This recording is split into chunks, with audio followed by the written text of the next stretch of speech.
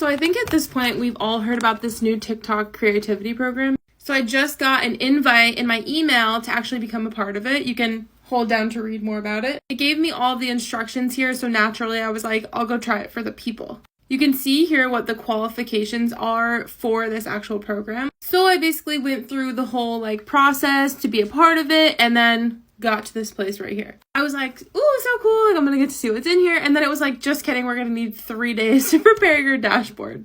And that was just 2 days ago. So I'll stitch this once I actually have full access and show you what it's like. But I will say my friend Claire actually just posted a video. She has been part of this beta program.